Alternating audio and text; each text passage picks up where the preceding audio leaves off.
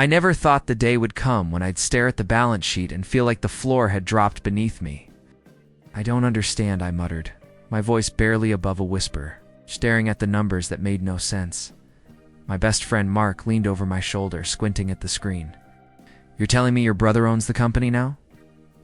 I thought we were partners, I said, my fingers trembling as I scrolled through the emails. Everything we built, it was ours, right? We're supposed to run it together? Mark rubbed his jaw, frowning. I don't know, man. I saw some transfers last week, but I didn't think he'd actually do it. I slammed my laptop shut, the sound echoing off the empty office walls. Do it, Mark. He didn't just do it. He stole it. Every account, every asset, it's gone. And me, I'm left with nothing. Nothing. Mark shook his head slowly. Sorry, I know, I interrupted, anger spiking through my chest. I don't want apologies. I want him here now. The office door clicked, and a moment later, he appeared. My brother. Charismatic as ever, the kind of smile that used to make me trust him blindly. Hey, he said, casual, as if nothing had happened. I stood up so fast my chair toppled. Hey, you transferred everything into your name? You erased me? He raised his hands, still smiling, calm. Look, I didn't erase you. I just reorganized things. You know, for efficiency, you're overreacting. Overreacting. I laughed bitterly. I trusted you. Every deal we made, every late night, every risk I took it with you. And you, I gestured wildly at the documents in my hand. You just stabbed me in the back. He shrugged, completely unbothered. Backstab, really. You make it sound so dramatic. Did what had to be done. You're lucky I left your name on the smaller accounts. I felt like my chest was about to explode. Lucky? Lucky?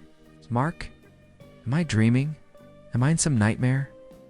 Mark stepped between us. Careful. Calm down, guys. Let's talk. No, I snapped, glaring at him. Don't you dare talk him down. He knows what he's done. My brother leaned casually against the wall. Look, I'm not your enemy. I just made choices. You'd have done the same if you wanted the company to survive. Never cheat my own brother, I shouted, my voice cracking. Never. You made me believe in you. I thought we were a team. All these years gone. He finally looked serious, just for a moment. I needed control. You were too soft, too trusting. That's why I did it. I swallowed hard, the betrayal slicing through me. Too soft. I was loyal. I worked my ass off for this, and now I have nothing. How could you do this? He shrugged again, almost bored. Business is business, right? I laughed, a harsh, hollow sound. You call this business? You call this life? Mark grabbed my shoulder. Listen, take a breath.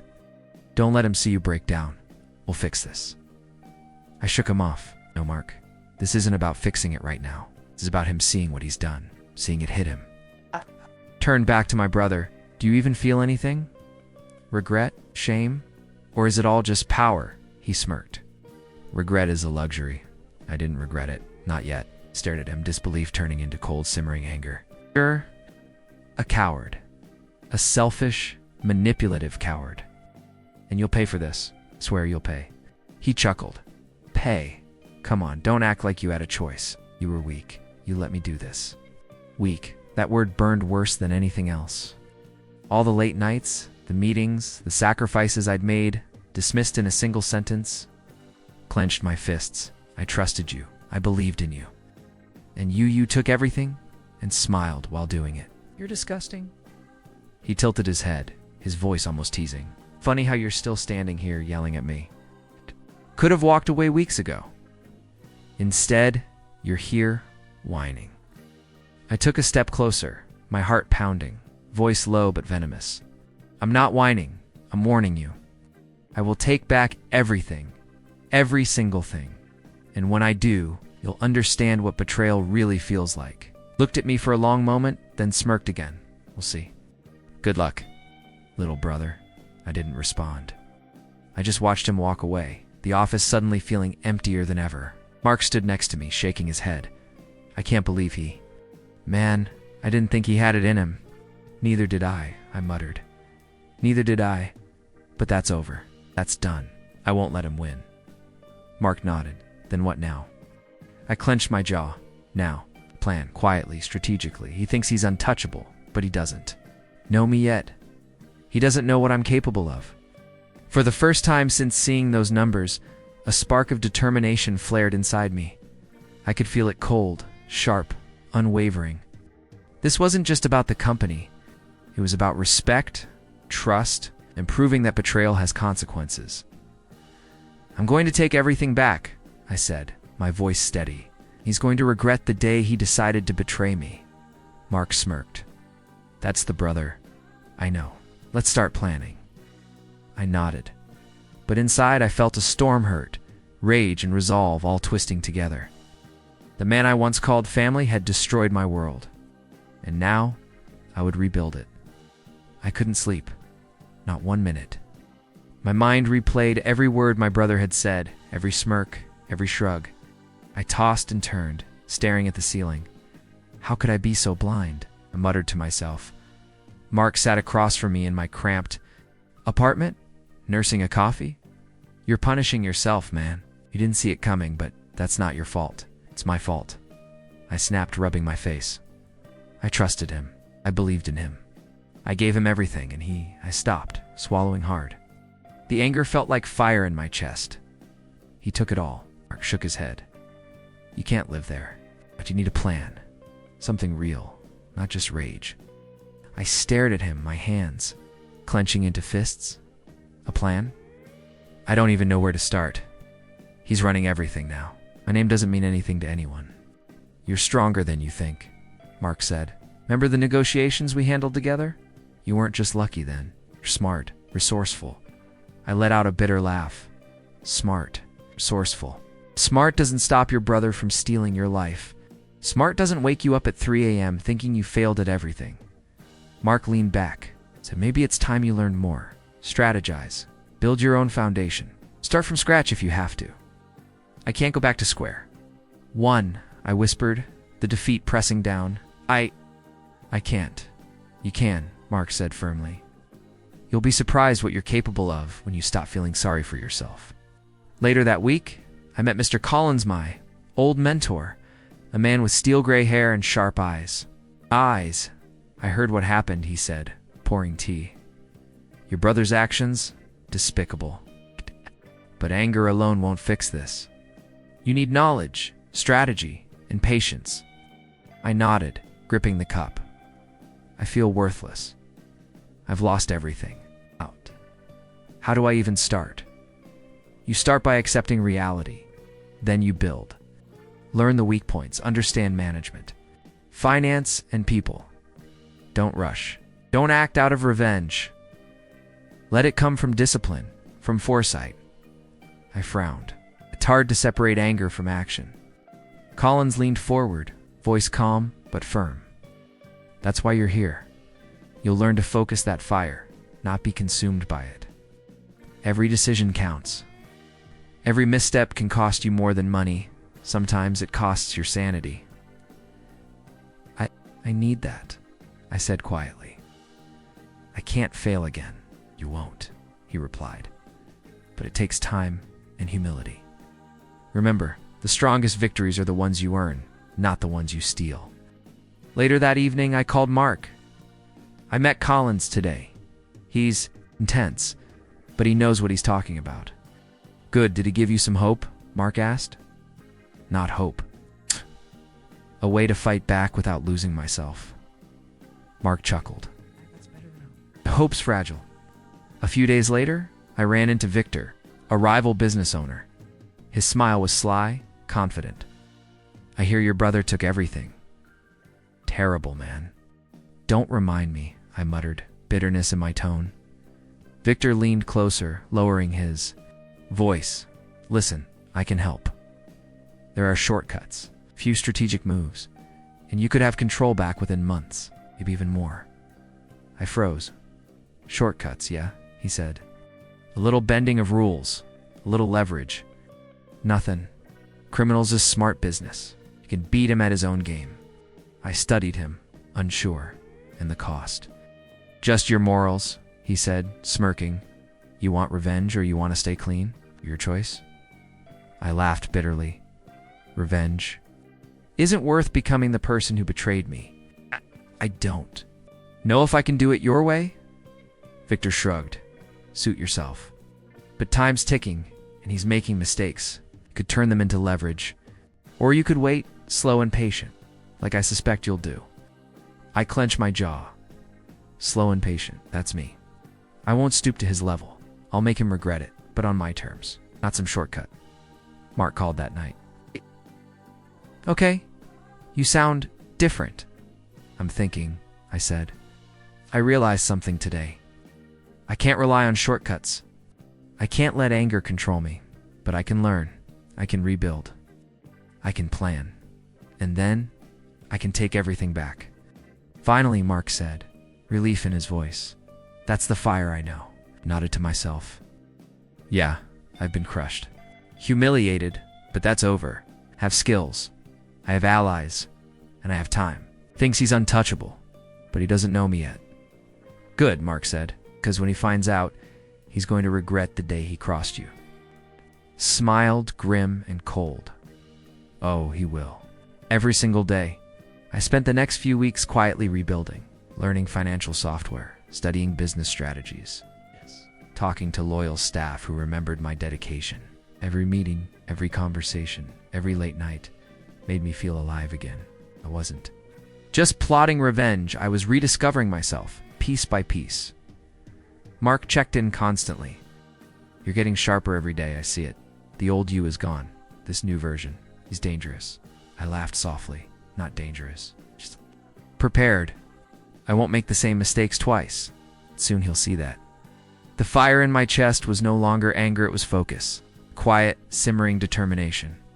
My brother had underestimated me. He'd laughed at my naivety, at my trust. Now I was learning, growing, and preparing for the day I'd reclaim everything and more. And that day would come.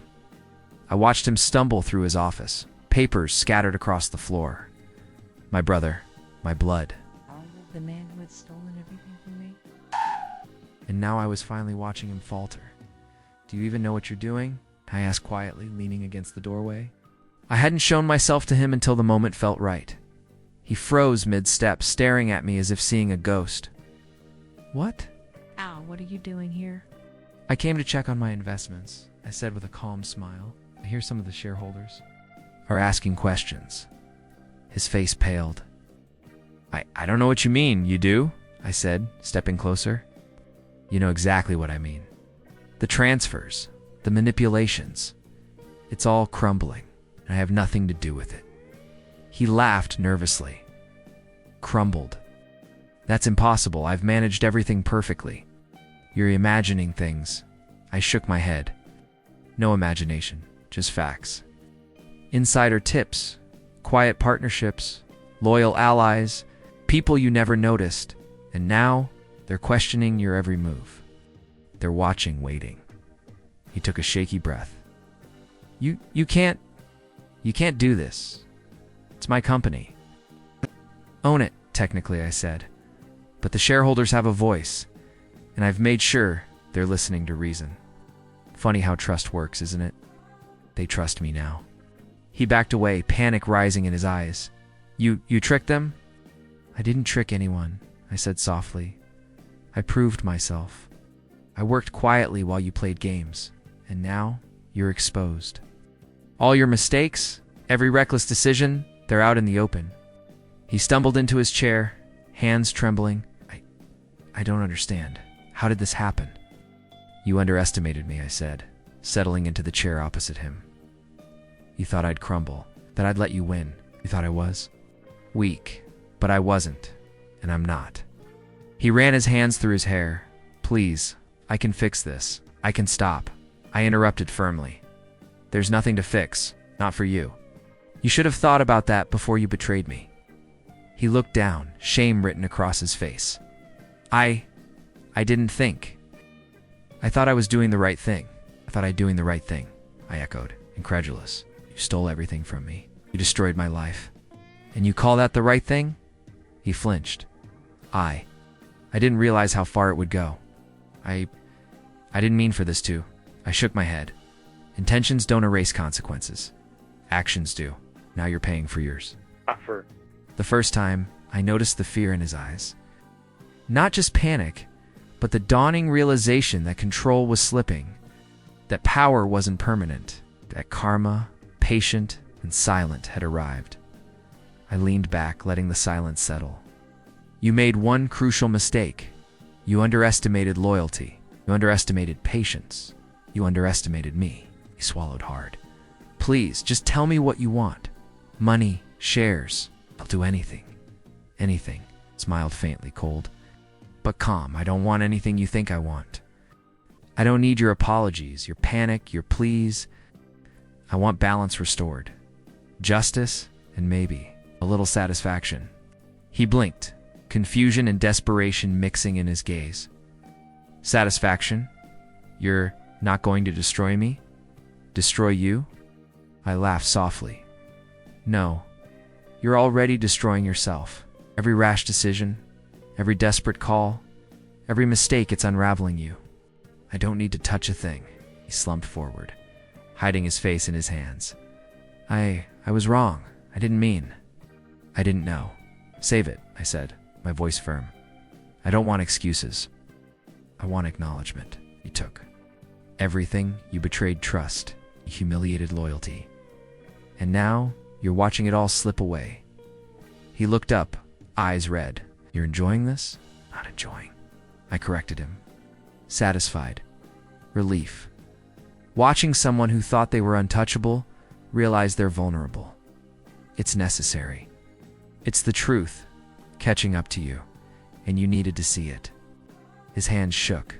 I can't believe this. You should believe it, I said softly, because it's real, and it's final. You had power. You had control. And now, look at you, frayed, desperate, exposed. He leaned back, closing his eyes, defeated. What? What will you do now? Smiled faintly. I'll do what I've been doing all along.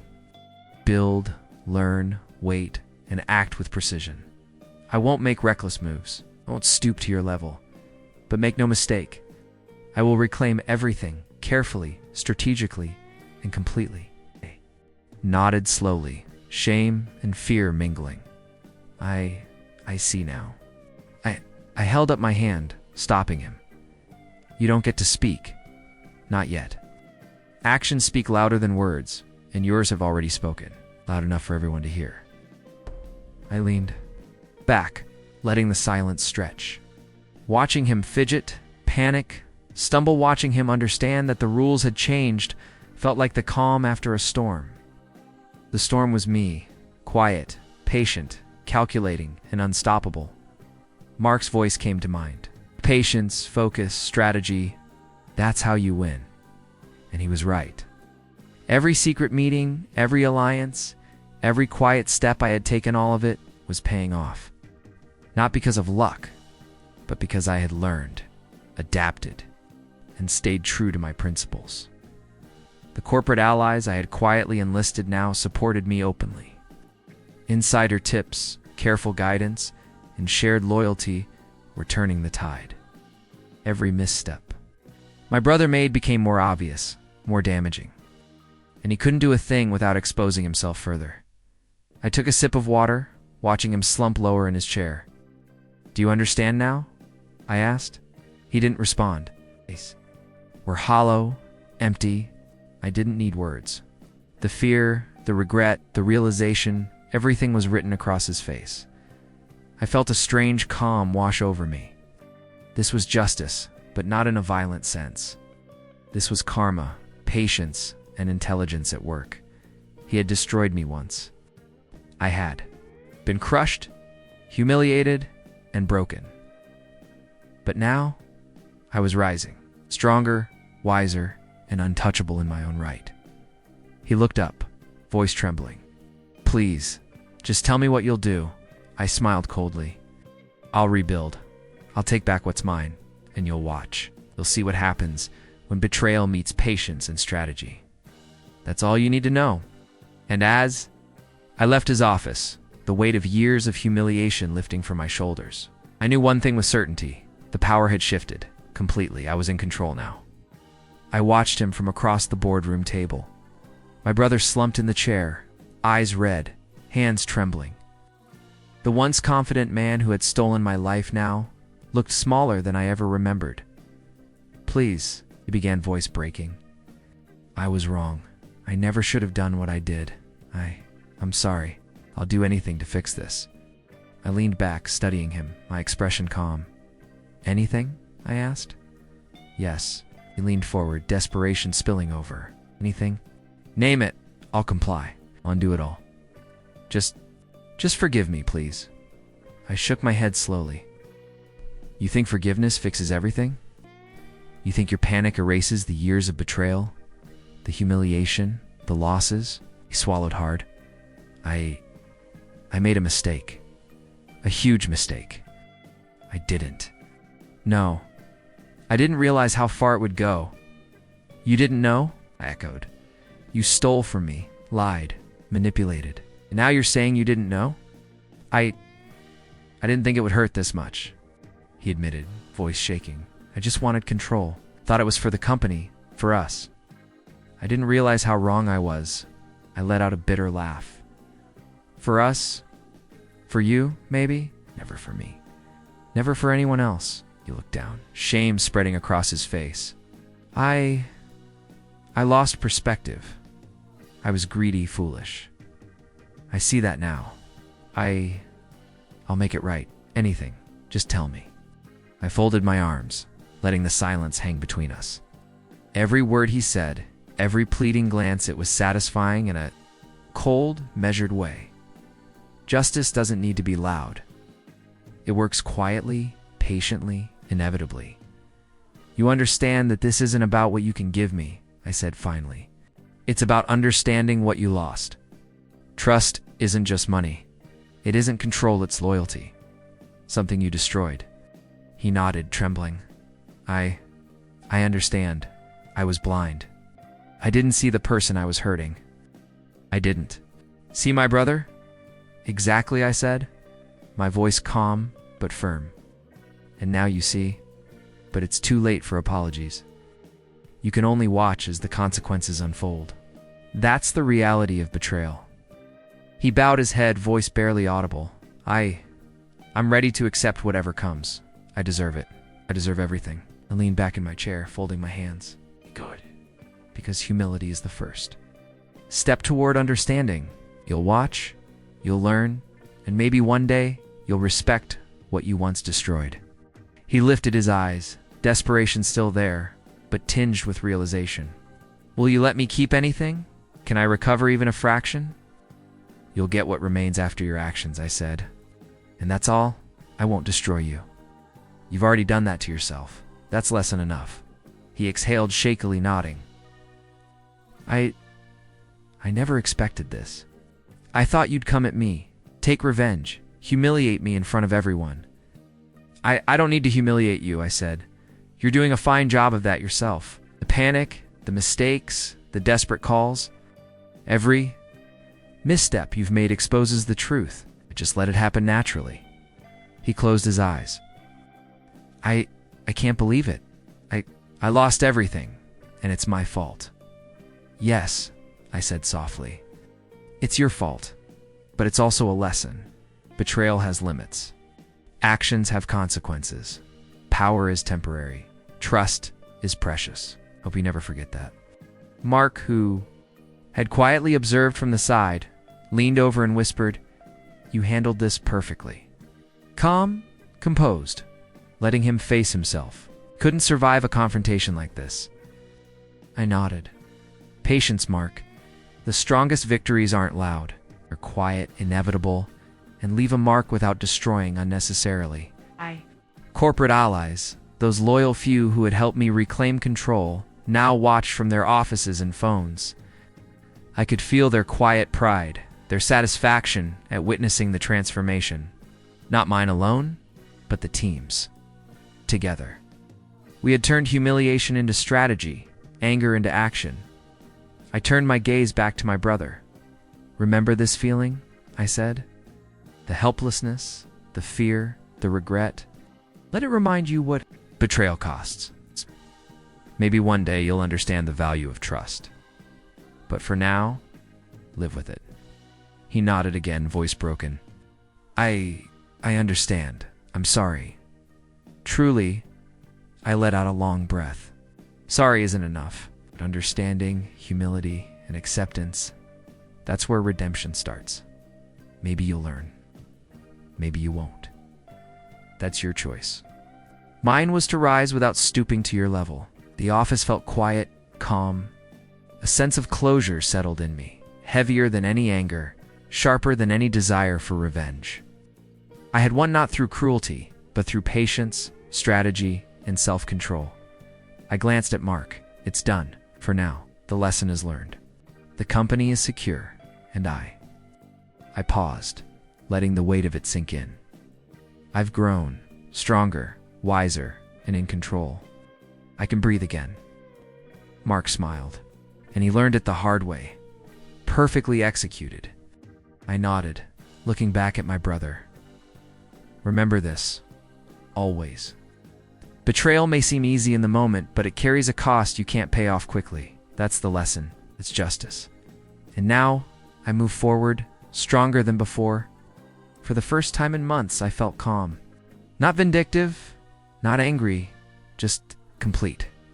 The storm of betrayal had passed, leaving clarity, resilience, and quiet satisfaction. And as I walked out of the office, leaving him to face the consequences of his own choices, I knew one thing. I had reclaimed more than control. I had reclaimed myself.